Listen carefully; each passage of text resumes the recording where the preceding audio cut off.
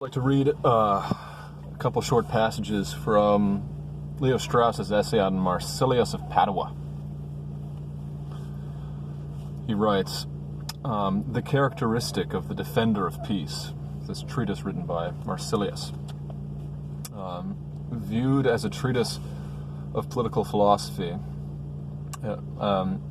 is that it very emphatically sets forth and literally at the same time retracts the doctrine of popular sovereignty. What is the meaning of this striking contradiction concerning the very foundation of political society? What is the meaning of Marsilius's vacillation between populism and what one may call monarchic absolutism? One could say that he takes the side of the people when the people is understood in contradistinction to the clergy and to nothing else, and that he takes the side of the Roman emperors, ancient or medieval, against the popes. In other words, the contradiction disappears once one assumes, as some scholars have done, that the defender is inspired by nothing but anti-clericalism. He needed for his anti-clerical argument a populist basis, because he had to appeal from the accepted opinions regarding the Church to the New Testament.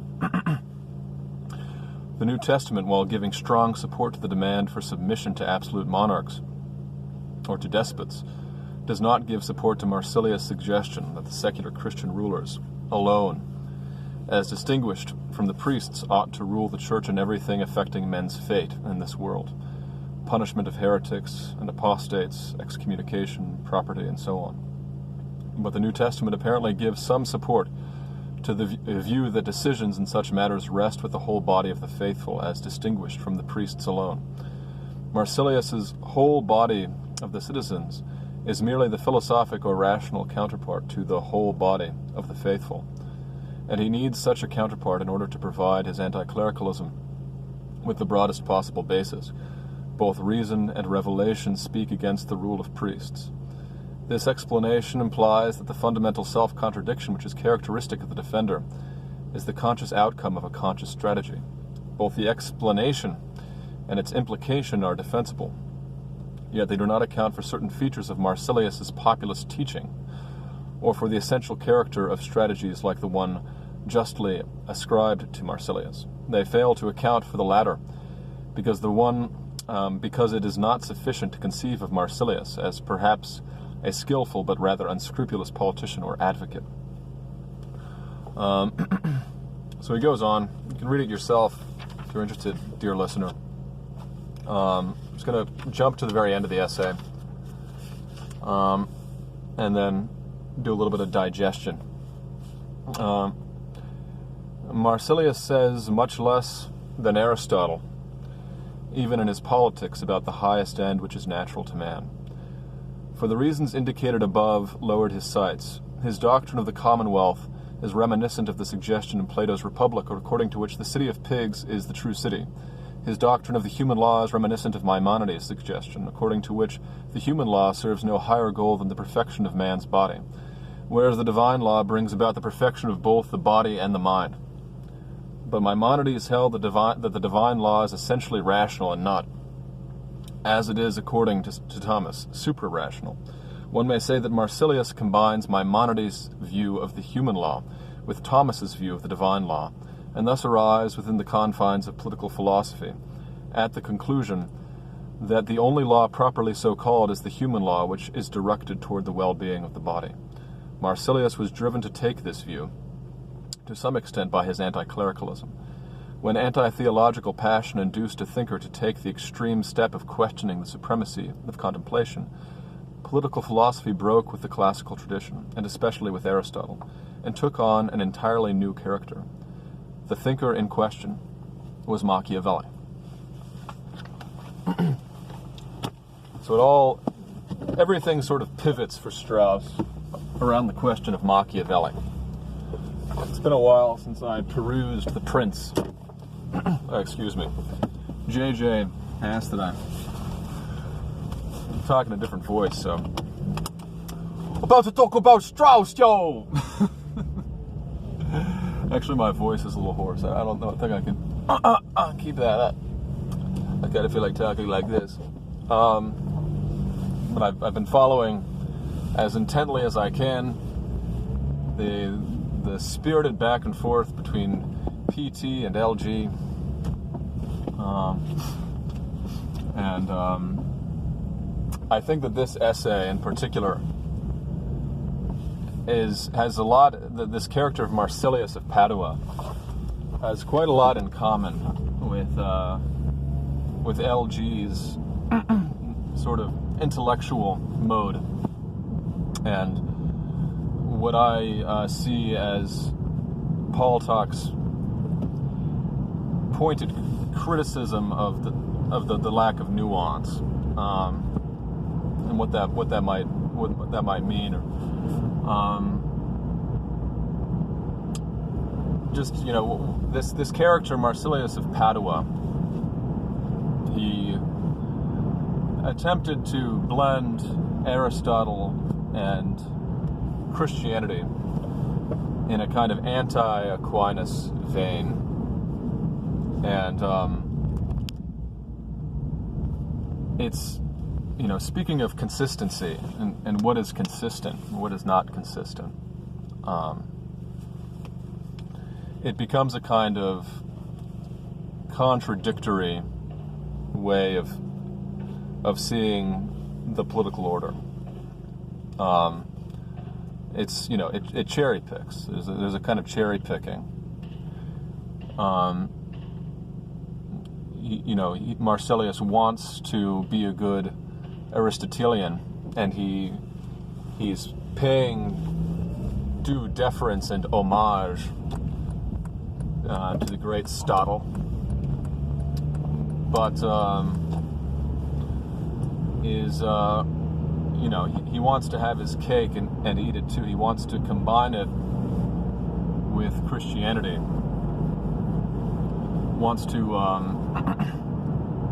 Wants to say we can have rule by the best, that we should have rule by the best, but he's not really equipped to fully reckon with what that means in the Christian scheme. Because if you accept the Christian thing, the values of the thing, then the best are those who are Christ-like. And Christ was emphatically not someone whose kingdom was of this world. He died on the cross, you know, he was crucified. And although he will come again, you know, he'll see us later on the flip side. And this time, you know, to judge the quick and the dead. To be a Christian in this interim period is above all to be a pilgrim and to be an outsider. You know, the martyrs, you know, the saints, the people who walked the walk, they all get killed. They all are ostracized. You know, blessed are you when they persecute you. This is the thing. That's what it is. That's what Christianity is all about. And yeah, people fail to live up to it all the time. And it's hard to even say what that would mean in a modern context to be a martyr. You know, and part of that is because they don't have to kill you in the modern day, you know. They're more sophisticated. They can kill your reputation. They can kill you, you know, in all ways but physically, and that's good enough. There's no real need to kill the body in the way that there once was. And part of that is the sort of the connivance of the conniving wiles of the evil one, of the devil, and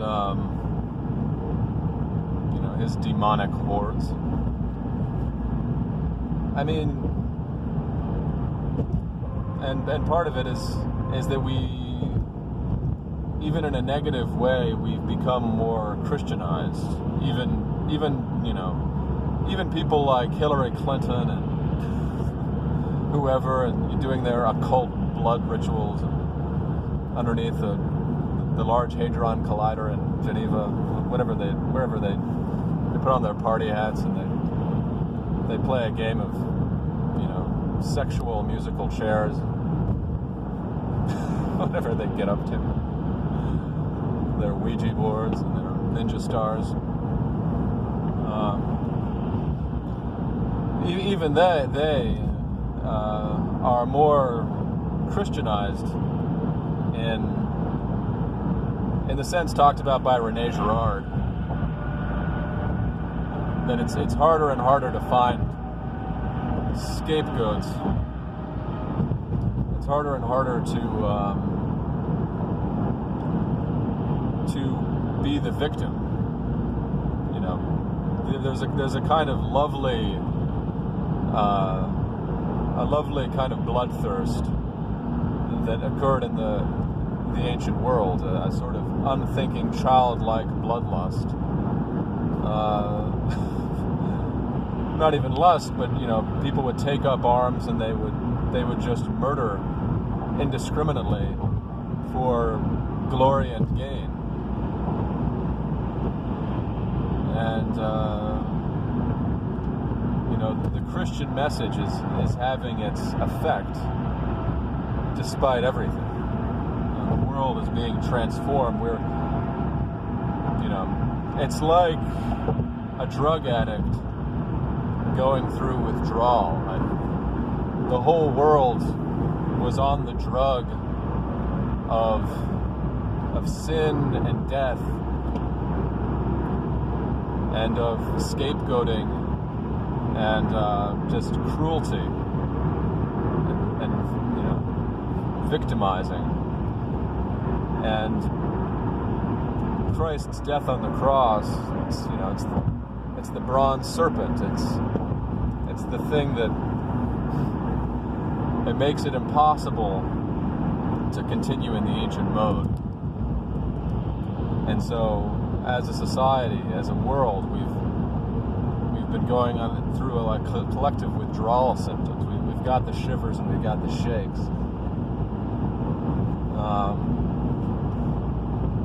Something like that. There's also opportunity for great purity and great chastity, purity of heart.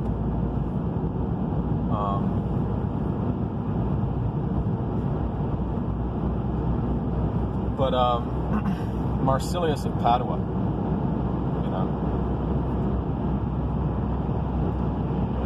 it's hard for us to probably wrap our minds completely around the sort of resentment that would have been felt at that time when your priests, when your spiritual rulers are also your worldly rulers, right? That was the situation, and as much as we might hanker after a return to Christendom, there's a lot of clerical abuse, and there's a lot of trauma there that went into forming the situation as it now stands. I'm not saying that Christendom wasn't right. I'm a pretty trad Latin Mass kind of Catholic, I guess. And I would like, under the right circumstances, to return to a more traditional mode of life, insofar as that's possible.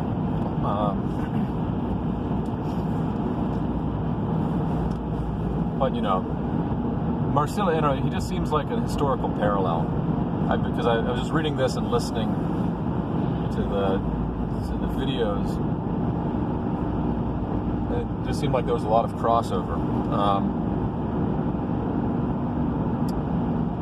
Elsewhere, there's an interesting passage in the essay where it describes Marsilius's attitude towards some kind of world dominion, and he says that limitations of travel and communication impose a hard barrier against global conquest, and speculates that that has been imposed by divine law to protect humanity against itself, something like that, which is kind of amusing and a little disturbing to read from the modern vantage point, given that it's exactly the crosshairs of transportation and technology, communication, that we are now under.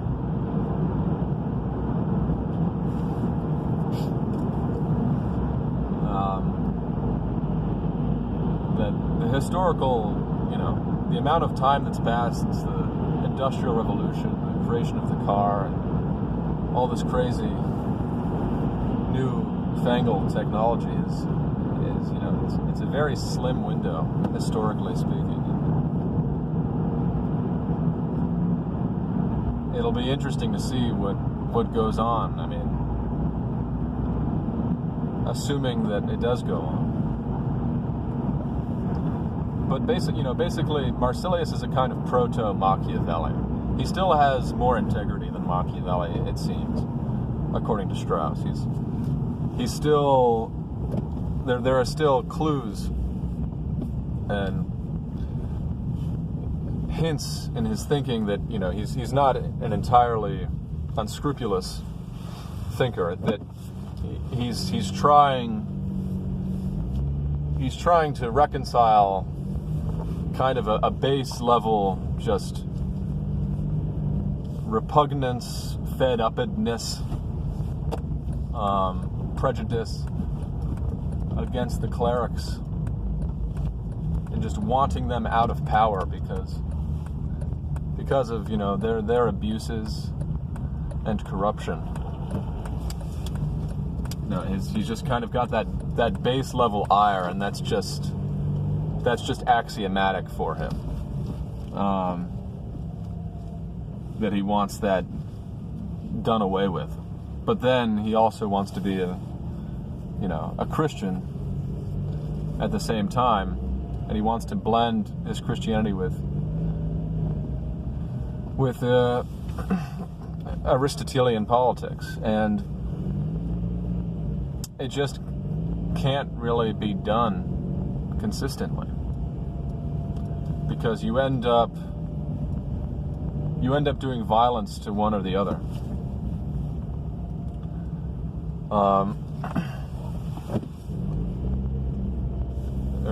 It ends up being a kind of big rationalization.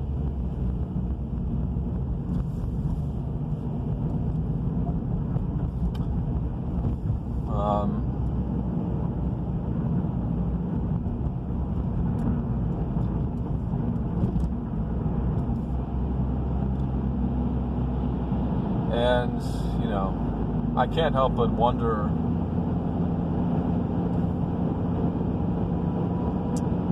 if things aren't going exactly according to plan.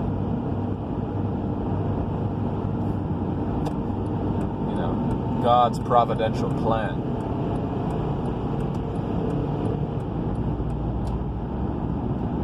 Because we are told that the Antichrist will come, before the second coming.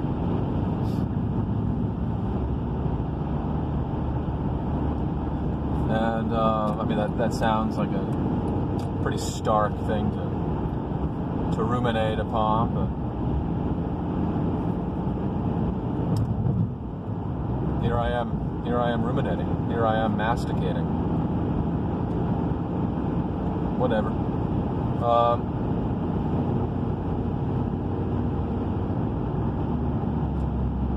But yeah, I don't know. Maybe I'll parse it out a little bit more later. Try to get the thinking a little clearer. I kind of don't want to lose the opportunity of talking about it before I move on to the things. So I just ordered a book on Amazon by Marshall McLuhan called The Gutenberg Press. It's all about how the standardization of typography was sort of the first wave of media transformation. obviously was, a big part in the Protestant Reformation. But I think there'll be some interesting insights in that book. I'm looking forward to reading it. Marshall McLuhan was I guess he was a Catholic. He kind of kept it on the down low, but he was also like really into LSD and stuff. taking LSD and going to mass. Some kind of far out dudes. He's the intellectual precursor to Douglas Rushkoff, who was also Douglas Rushkoff's the protege of Timothy Leary.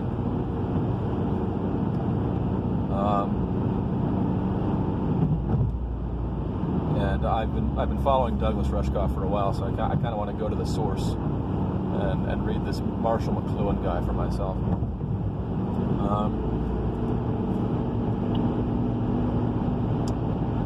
About media theory. I might have a few meta-level things afterwards to say about YouTube, whatever. But yeah, I have to say, I don't know, I pretty strongly side with Paul as this conversation develops more and more.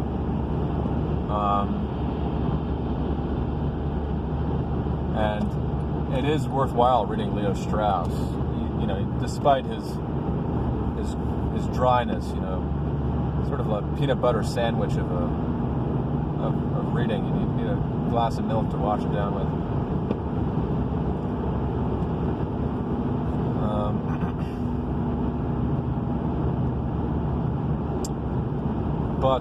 But yeah, it seems like intelligence is no real defense against these internal contradictions as they crop up, as Leo Strauss describes them, and the certain inconsistencies in this Marsilius of Padua. I'm probably not doing a great job of conveying it entirely, but I found it very convincing as I was reading it through.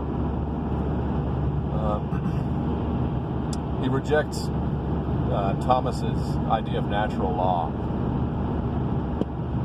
for one thing. Oh, goodness gracious.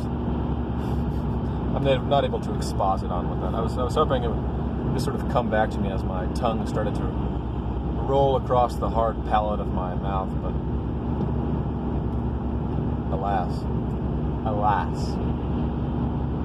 and alack. Arrivederci.